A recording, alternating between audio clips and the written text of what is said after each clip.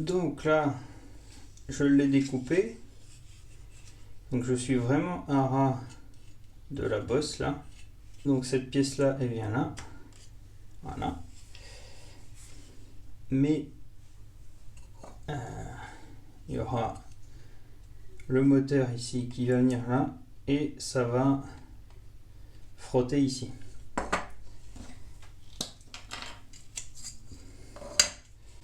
Donc on va jusque là à peu près.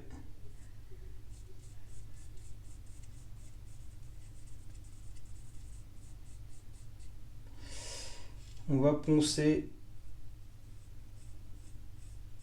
à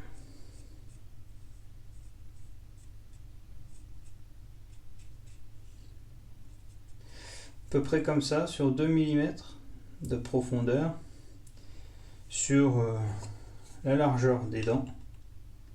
Ça vient comme ça à peu près. Limer fortement là. J'ai enlevé le noir aussi en haut un peu. Comme ça, les dents normalement ne frotteront plus, sinon je renlèverai. Alors, ici on a le gabarit.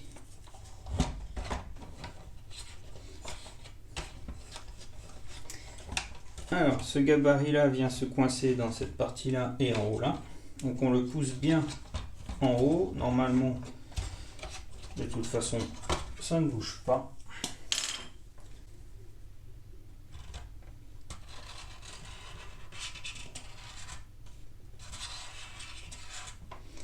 Voilà. Forêt de 3 mm.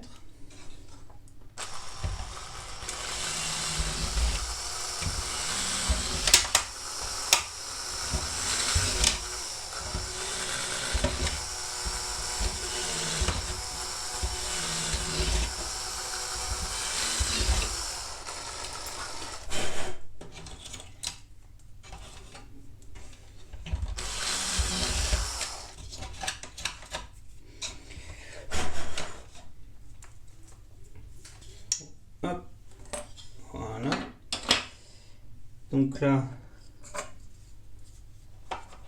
on a déjà les trous pour fixer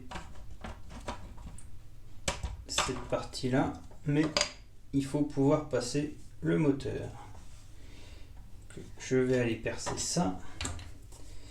Donc on va enlever, hop, cette partie là.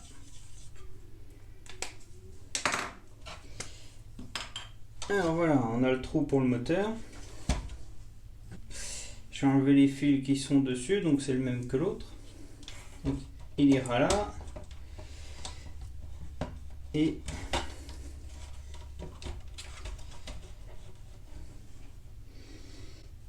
on voit qu'il rentre à peine. Il va falloir que je réagrandisse un petit peu autour. Et surtout, ce qu'on voit, c'est que ça vient taper dans cette partie-là. Donc, on va découper, en fait, comme le rond ici.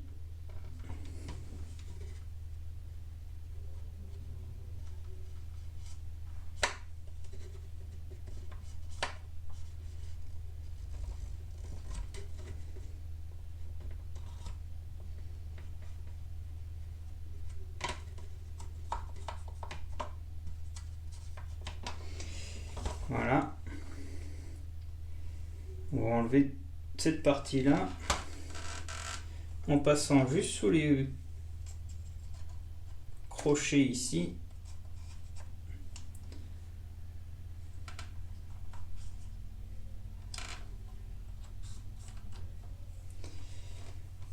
Voilà, tout ça. Hop. Ce qui va nous permettre d'avoir la place de passer le moteur. J'ai refait le trou, donc là j'ai agrandi, ça passe beaucoup mieux et maintenant le moteur vient jusqu'à sa place sans problème, même plus loin. Là, je tape dans l'autre. Alors la suite, c'est sur cette pièce-là. Donc il y a un tout petit gabarit ici qui vient, hop, comme ceci, pour venir percer de chaque côté pour visser cette pièce-là sur ça. Donc c'est en 3 mm aussi.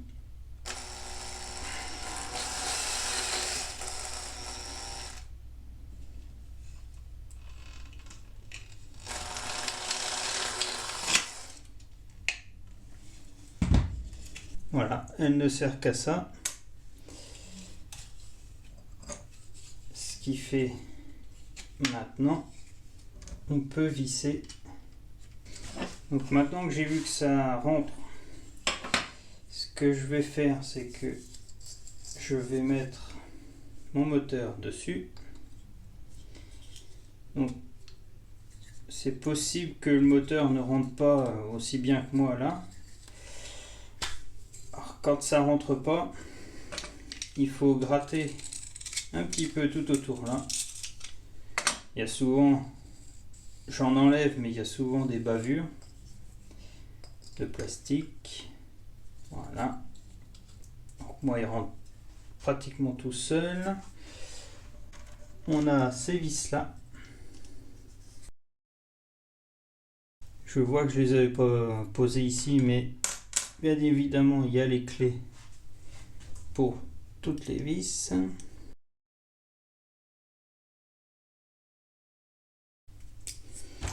Voilà, le moteur est bien vissé dessus. Le mieux à faire, c'est de souder un bout de fil dessus comme ici. Avant, après on pourra plus. Donc voilà, j'ai soudé mon câble avec mon connecteur. Donc là, j'aurais plus qu'à le passer comme ça. Avant, on va venir visser ici.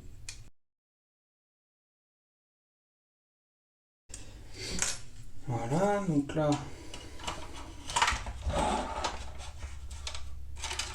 on va passer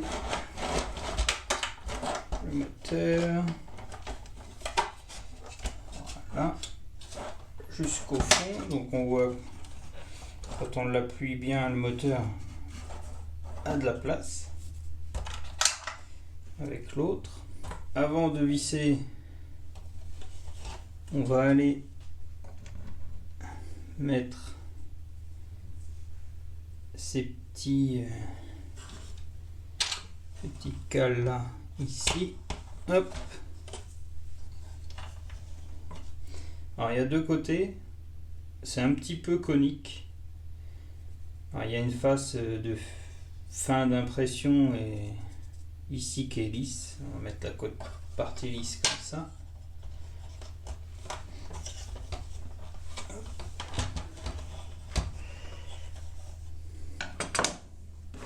Alors, il faut essayer de mettre le trou qui est au milieu, qui est un peu plus gros, justement au milieu, et les deux autres sur les côtés, pour que les vis passent de chaque côté en fait de cette partie là. Et au milieu, ce sera pour passer un câble comme ici, qui vient jusque au vérin à l'avant. Et si vous faites en hydraulique, et ben, la plupart des gens passent ici et là, comme ça.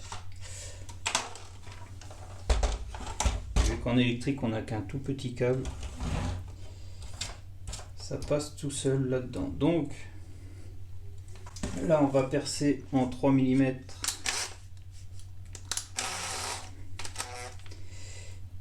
de chaque côté.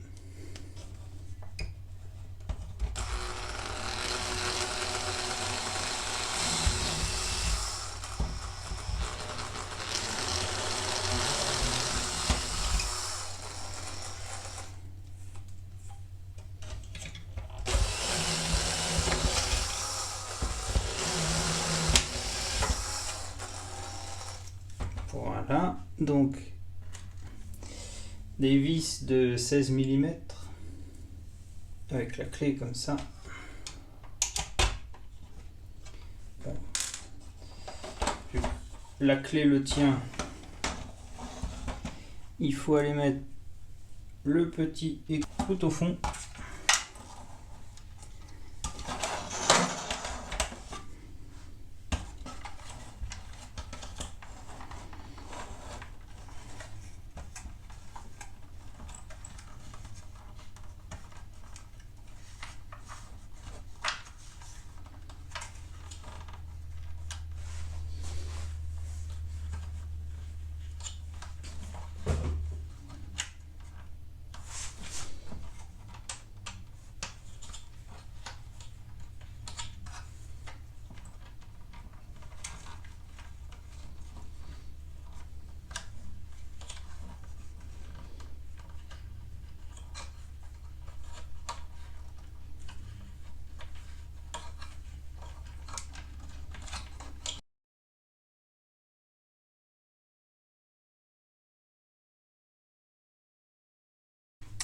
Donc voilà, là, toute la partie basse tient fortement. Maintenant, on va visser cette partie-là.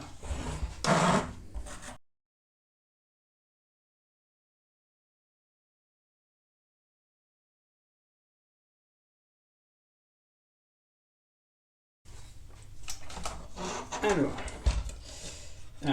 j'avais pas pensé à ça.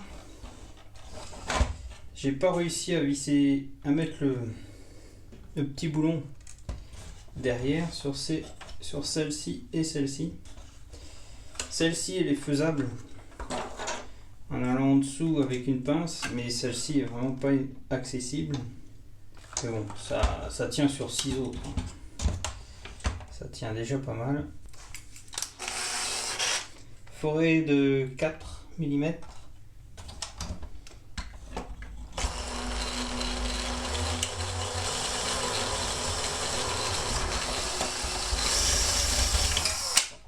Un câble, on le voit passer, il passe du bon côté.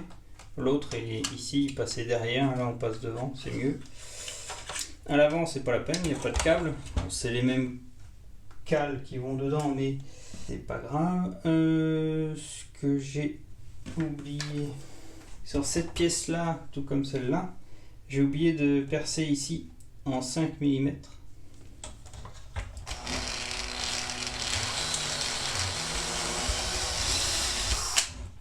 Voilà, la même chose ici, la même chose sur l'autre partie là, et ici aussi.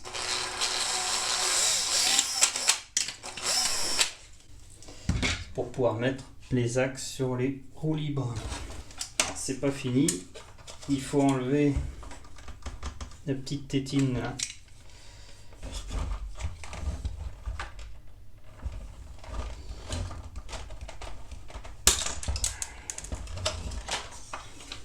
Voilà, un ras comme ça.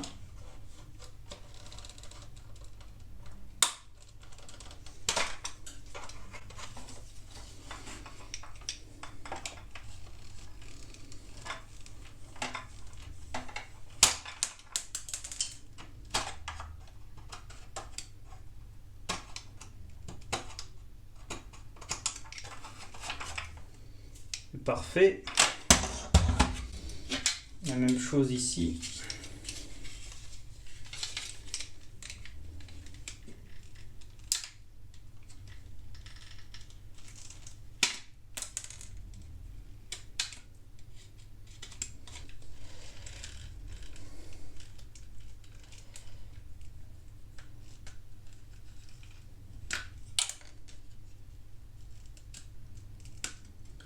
Voilà, comme ça on a nos axes alors, qui vont bien rentrer dedans. Hop.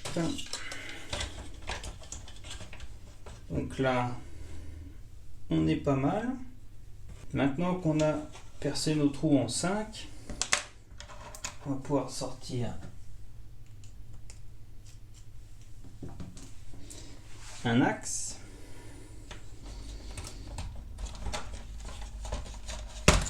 Bon, c'était celui-là qui avait du mal. Hop.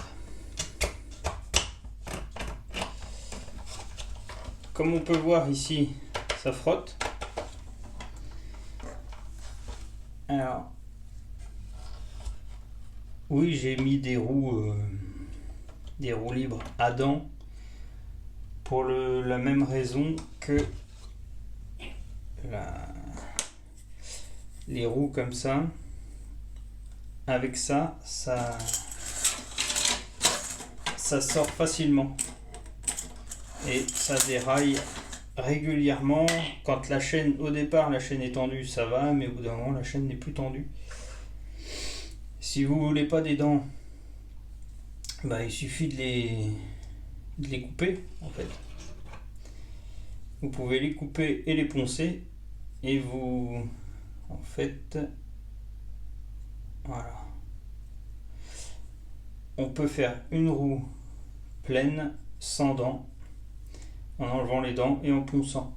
Alors il y aura certainement des trous à l'intérieur, mais en ponçant ça va se combler et ça restera solide. Moi je préfère avec les dents, même si ça respecte pas le vrai engin, ça tient beaucoup mieux, sinon ça déraille régulièrement. Donc bah, si vous enlevez les dents, il n'y a rien à faire, ça va passer tout seul.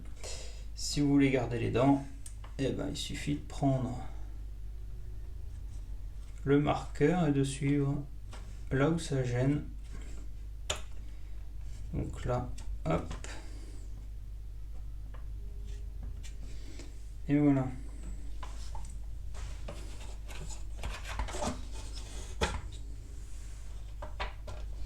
Alors on peut pas le mettre comme ça, mais comme ça. Hop, c'est à peu près la même chose.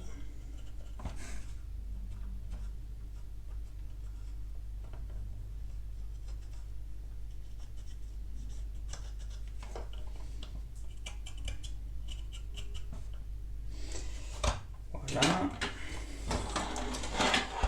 Sur le dessus, moi je viens jusqu'au fond pour que ça fasse un truc cohérent. On le voit pas de l'autre côté, mais voilà. La même chose sur cela, qu'on voit, ça frotte. Donc, on va enlever là.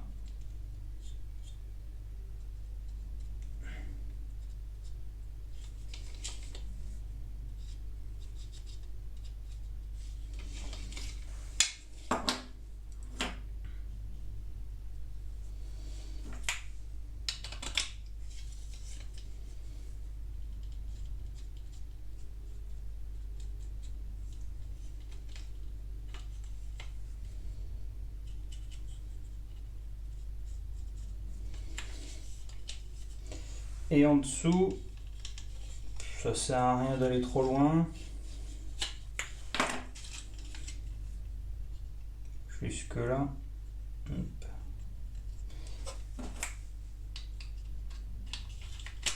Voilà, l'épaisseur des dents.